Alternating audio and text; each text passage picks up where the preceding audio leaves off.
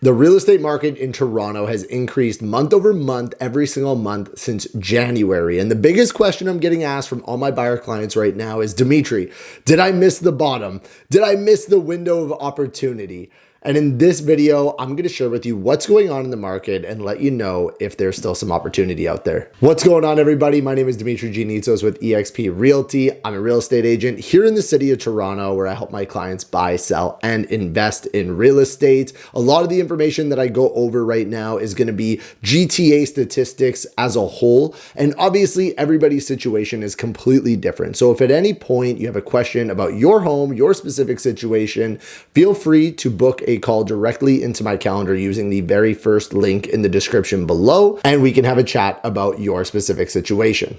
And if you're getting any value from these types of videos, make sure you subscribe to the channel. We're growing quickly, over 5,000 subscribers already. It's really exciting. And I want to thank everybody who's already subscribed to the channel. Now, let's get into it. So as I mentioned earlier, the average price of a home in the GTA has increased month over month, every month since January.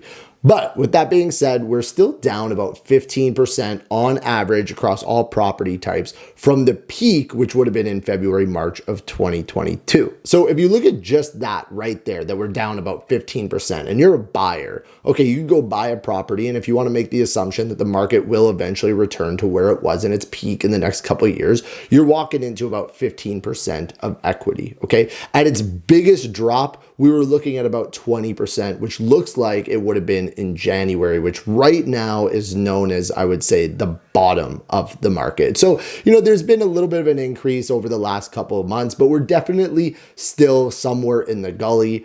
The bigger question, I think, is how long will this gully last for? If you've watched some of my previous videos, you probably remember me saying that news articles are really trying to, leverage the year over year statistics, pinning, February 2022, which is the peak, against February 2023, which was, quite low, for these staggering statistics that are a little bit scary. But I mentioned that these articles are going to start flipping the script here as the numbers and the data starts changing. So let's go over to my screen here and I'll kind of show you what I mean. So, right here is the peak of February 2022. Now, if we say year over year, how's the market doing? And we look at February 2023, well, yeah, there's a little bit of a gap here, right? We dropped about, at that point, it was probably about 20%. I'd have to do the quick math, but let's just say roughly 20%.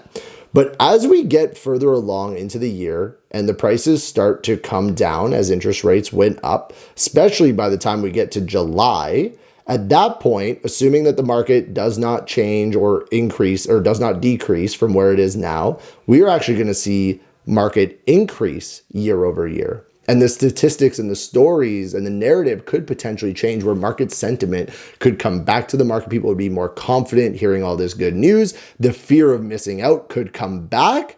And I think that we're already starting to see consumer confidence come back. Ever since the government of Canada announced that they were pausing rate hikes, we definitely have seen volume increase. Now, a little bit of a caveat to that, because before that, in December and January, we did have record low sales volume. Like there's only like 3,000 sales per month then. And now we've seen things increase. Part of it is because consumer confidence is coming back, like I mentioned. Part of it is seasonality and the fact that we're entering spring season, which is naturally the busiest season for selling.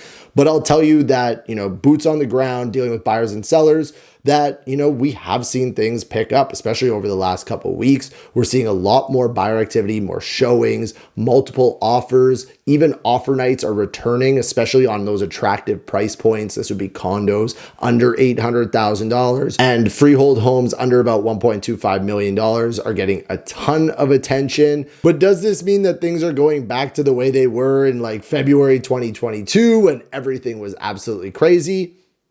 No. Even though we are seeing multiple offers come back and bidding wars, it seems like the buyers are a lot more conservative with their bids. What before, sometimes you'd end up in a situation where there was, 10 plus offers, and you could almost always assume that once you got about 10 offers, that somebody was going to go ballistic over it, right? They're going to go with some crazy number that almost didn't even make sense, that probably didn't appraise, but they did it anyways, with the fear of missing out or the FOMO. we're not really getting back to that level, at least for right now.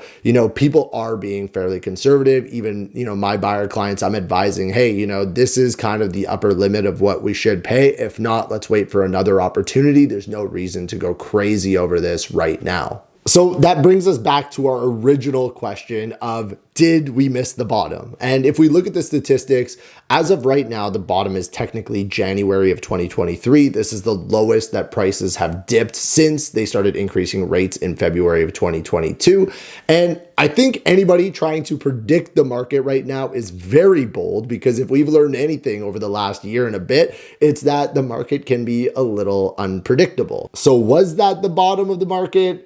Again, it's impossible to say. Nobody can predict the future. All I know is that if you're looking to get into the market, it's always important to have a long-term plan. Minimum 3 to 5 years will protect you from market fluctuations. And if you are a buyer, there is some seasonality to this, okay? I look back at some of the best deals I've gotten my clients, and a lot of them have landed in the summertime.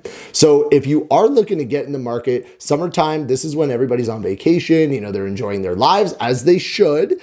But for the people who are looking for deals, this is a really good time to pick up a property. There's less buyers out there, there's less competition out there, and a lot of the homes from the spring market that don't end up selling will be lingering, higher days on market, and you might be able to negotiate the best price. So my advice to anybody who's looking to get into the market in the next little bit is, I would say, get pre-approved, start looking at what's available now, monitor the market. If you don't find something that fits your eye or that you feel is a good enough deal at the time, wait till summer, because I'm telling you, summer is going to be loaded with opportunities. And if you're a seller right now, just know that there is a ton of demand for your home, especially if you're in one of those attractive price points, condos under $800,000, freehold homes under $1.25 million.